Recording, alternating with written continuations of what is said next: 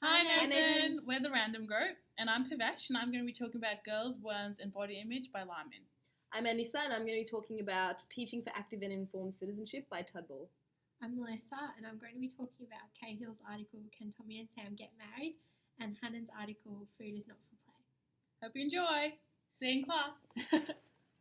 Okay, so the central ideas I got from this reading, so it's about a teacher and her, like some of the things she did in her class in relation to gender stereotypes and body image. So the reading discusses gender stereotypes at the beginning and talks about a couple of girls who think they have a weight issue. That's kind of at the beginning of the reading. The teacher then talks about like her struggles with her personal history and views and beliefs on gender stereotypes and body image. Facts and stereotypes, the teacher wants to find out more about student knowledge and perceptions about gender. So she implemented an experience where she split students up into two groups. Girls were divided, so it was girls and boys, and girls were to decide on 10 facts about boys, and boys were to decide on 10 facts about girls. The teacher then held a group discussion on what facts were indeed facts and what facts were indeed just like general stereotypes, generalizations, and general opinions. So that was pretty good. Yeah. It was interesting how many negative stereotypes the kids had, and you just think about where do they get them from? Is it from home? Is it Media, from the media? yeah. Yeah, exactly. I just had the results of it as well. Like it showed like what some of the kids were saying from the article. Oh wow. Yeah. Yeah, boys are lazy and women cook all the time. Yeah. Yeah. Then it kind of spoke about toys and media. So she did another activity that she introduced to the students based on comments that she kept hearing in relation to body types and a comment one student in particular made to another student. So this activity was about Barbie and her appearance and the similarities and differences between Barbie and real-life females. So in this experience, the teacher related the concept to students in the class, and she would say, you know, look around, and she encouraged the students to think about ethnicity, because that was something that had not yet come up in conversation, as students' main focus was on Barbie's and her physical appearance. So that was quite interesting. You know, they talk about her hair and her eye colour and her body type and things like that, because that was something going on in her class at that time. I've seen a really interesting experiment in my undergrad. There were girls and they had a black Barbie or a white Barbie to choose from, and even the black girls wanted to play. They preferred to play with a white Barbie, so it showed that kind of negative self-image about like race and appearance, and that you know that most of them held the ideal of being fair skin, blue eye, blonde hair, tiny waist. Yeah. And something I also encouraged when I was teaching in early childhood is to not have, blues for boys and pinks for girls. So I'd always talk to the kids about, well, I'm a girl and my entire room's blue. And that's the colour that I chose because I wanted something different. Because I'm a girl, is it wrong if I like blue? Things like that. That's good. Okay, so the reading also then went on to discuss other experiences that the teacher did. She linked gender stereotypes with advertisements and how women are portrayed in these advertisements. The messages that these advertisements are sending out. She did a really cool social experiment, which I loved. So what she did was she sent a letter home to the parents, and she got the boys to dress up in shirts with collars and slacks, and the girls to dress in knee-length dresses. So this was an experiment done towards the end of her unit. So the classroom was set up at different stations in an old-fashioned way. Different treatment was provided for both the girls and boys, and this went on for about 2.5 hours. After this, she discussed with the students how they felt the morning went, like what were some of their feelings. So girls mentioned that they felt that they were paid less attention to and treated quite differently with regards to how the boys were treated. Towards the end of the reading, the teacher made a point to the student about gender discrimination and recognising, the more subtle forms that are encountered within and outside of themselves. I really like this because it made me think about the everyday generalisations at times people make about boys and girls, as well as the huge effect media and now social media plays in our lives. So one of the resources I mentioned was Facebook, which has now become a huge social media forum where students, get bullied. It also has advertisements that relate to beauty, dieting. You've got celebrities putting pictures up of themselves, modelling pictures, body image type pictures and things like that. All that stuff on Instagram, the older kids use Instagram, and you'll have Well, I know I have a girl on my newsfeed who's always posting pictures of her belly and her legs, like the thigh gap and stuff. It's so, even though it's not, they're not obviously saying underneath, I have a thigh gap and I'm better than you. It's promoting, this is so great that I've achieved this. This is ideal. It's like this attainable, this beauty that they're all searching and wanting that's been provided to them by the media and all these other influences, and really, it's nonsense. Another thing I also found was a website that had a selection of stories, each relating to gender stereotypes. It talked about body image. An example of this, a book I found, was about Ellie and her basketball dream and how she was determined to play basketball. And it talks about how, her father and boys told her she can't play, but she persevered and, showed them that girls can play basketball too. Also, another example was The Day Hans Got His Way. So it's a Norwegian folktale about a husband and wife who switch gender roles for the day. Oh. Yeah, it's pretty cool. So yeah, that's me. Much to discuss about that. Yeah, there's a film like that too, a French one. I wish I had the link, but it was a man spending the whole day in a woman's shoes, and he was getting harassed. And Oh really? Yeah. That's why I chose that one, because there was a selection. I thought, that's really good, and that's something I'd like to read to my class. Yeah, it's actually interesting. Yeah. Yeah, On to Anissa. Yeah, I'll briefly touch on the Teaching for Active and Informed Citizenship by Tudball. It began by highlighting the practical implementations of theoretical concepts that surround using water resource amongst grade 4 students. The excursion was at their local river and included a local council officer providing information, which led to the theme of authentic participation, and then goes on to demonstrate how concepts such as this encourages students to be active and informed citizens through classroom-based learning. One of the other things was exploring the various ways the civics and citizenship curriculum can be delivered in schools. And at the start, it provided a list of the questions that the piece aimed to answer, such as, what is citizenship, how has civics and citizenship been conceptualized in the past, and so forth. I went further on to touch on the ideas about citizenship and the need for this type of education in the 21st century.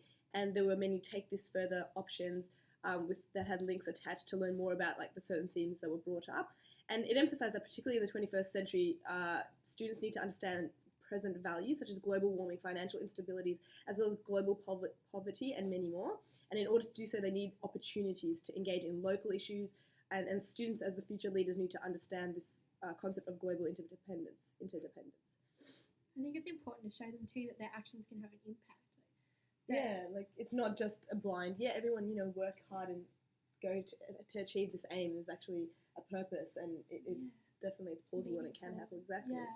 And so the Earth Charter program actually recognised these imperatives and attempted to highlight, how schools can approach this topic, which actually played into perfectly to what you said.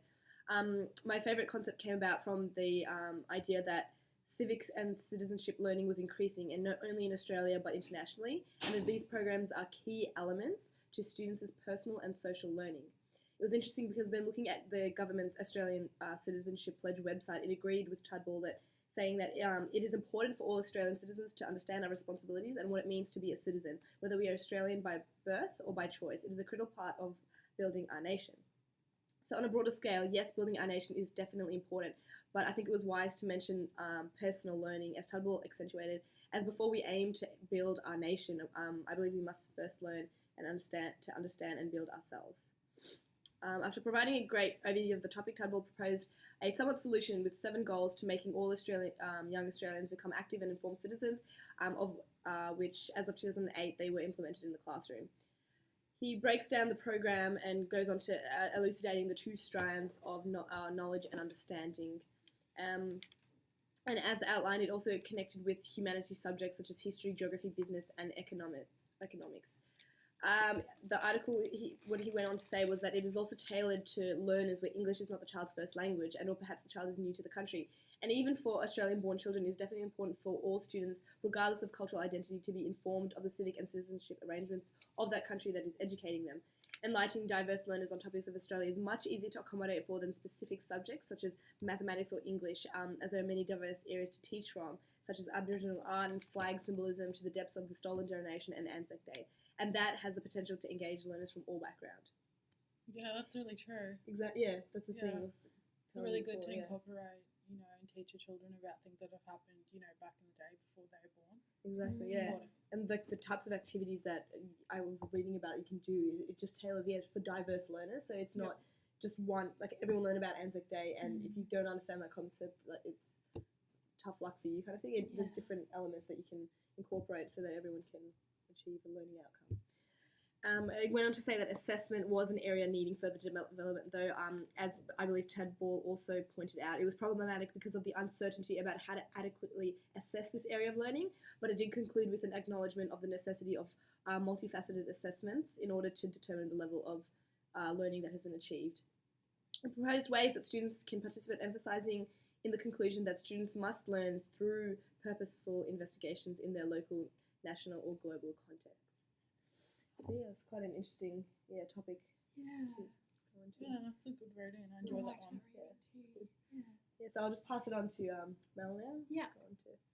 So I did the reading called Can Tommy and Sam Get Married, and it talks about teachers being confronted with questions about sexuality, because I guess children are curious and they might want to know why two men are holding hands out in public, or why somebody in the class has two mums. Yeah, actually from placement we had family life, and the lady was saying something about if a girl likes a girl, if a girl likes a boy, that's fine. If a boy likes a girl, or even if a girl likes a girl and a boy likes a boy, and the kids kind of laughed, they giggled a bit at that.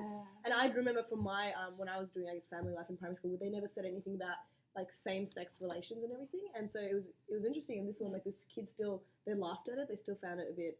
And now there's a lot more resources, and texts out there that like cater to this type. Yeah, and talk about same-sex couples and things Yeah. like that, different type of households and family dynamics and things like that. And it's also difficult because at a time period now where we're still putting through like legislation, like, trying to find the line of what we're society's what's acceptable in society and whatnot. But it's still hard because kids are still growing at that time. So what are they which way are they to sway? Well, what I found interesting was that I guess children can see being gay as negative and something to laugh about or a taboo topic, and also teachers might be uncomfortable themselves about homosexuality. I know that when I was working at an after-school care that I'm not working at anymore, one of the boys, he used to make a beeline for the dress-up box and put on a red dress every afternoon, and then he'd just play as normal. And my boss was so uncomfortable. She was saying, "Oh, I think he's going to turn out to be gay." Like, she was like worried that he was going to be gay. Like, I don't know. It's a strange attitude. Maybe it might be new to her as well, because I find that the older generations, they're not used to this type. Also, it happened something similar in my placement. One of the young males in grade 6 was quite flamboyant, and his design project basically he chose to do was designing dresses, and his mannerisms and everything was, I guess, if you want to stereotype, was quite stereotypically. It's just stereotypically gay, I guess. And anyways, when he was presenting, she kind of looked back at me and smiled a bit when he was first speaking and first saw him. I don't want to infer too much from that, but also the older generations, and maybe they're they're a bit more traditional, I guess. Definitely. And we're all still coming to get used to this, so I don't know. It's a growing process. And she also got really uncomfortable when the boys, they would dress up in these spangly leotards and stuff that we had, but then they'd put a tie around their heads and play ninjas. I think a lot of the time, sometimes it might be possibly they're tending towards that direction, and that's fine. And sometimes it might just be that they're experimenting as well. That just experimenting with gender, gender roles. Just being curious. I kind of was dressed as a boy a lot when I was little, and I was really boyish and everything. It's fine. If my parents would have been like, "Oh my god," getting all panicky about it or starting to just freak out, I guess, then it would have definitely been something to think, something's wrong with them. But it could exactly just be a phase that they're going through, or they're curious or this and that. So, I found it surprising in the reading that it said that kids develop their sexual preferences quite early, because teachers operate from an assumption that they're all heterosexuals, but there might actually be negative kind of placing that expectation on your kids.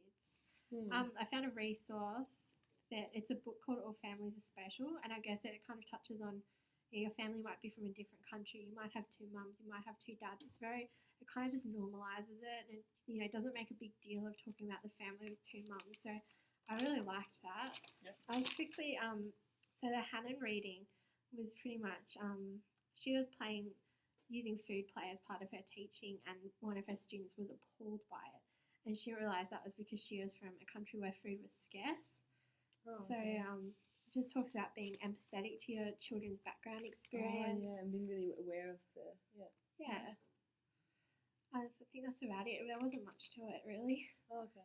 Just going back to your first reading, I know when I was a student in one of my first placements, I went into, a kinder room and a little boy had some necklaces around his neck.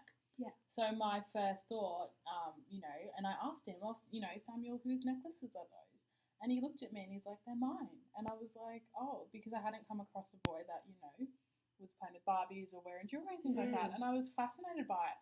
And then in my kinder group last year, I had a boy who used to love dresses, and he'd dress up and he'd want to borrow the My Little Ponies and take home and play and Barbies and things like that. Yeah. And we encouraged it, and he loved it. And I thought, this is really good, and this is what we need to teach parents. That it's okay, it's acceptable and it's allowable. And we should be doing if they're happy and confident and just enjoying themselves, well, what's the issue? I don't understand. Exactly. And for dress up day, me and 2 other staff members dressed up as men, business men. So I had my dad's work shirt and a tie and my hair just back, and I had a moustache. So that was, kind of advocating for good on you. Different, people that exist, and embracing it and teaching the children that it's okay. Yeah. That's really good. I think it's an important issue to talk about with kids. Yeah, for sure. I haven't really seen it focused on much in my placements this summer last, but I'm assuming that as the children get older and like grade 3 and 4, it's probably touched on a lot more. Yeah. Definitely. Yeah. That's all for us this week. Thanks, Nathan. Thank you.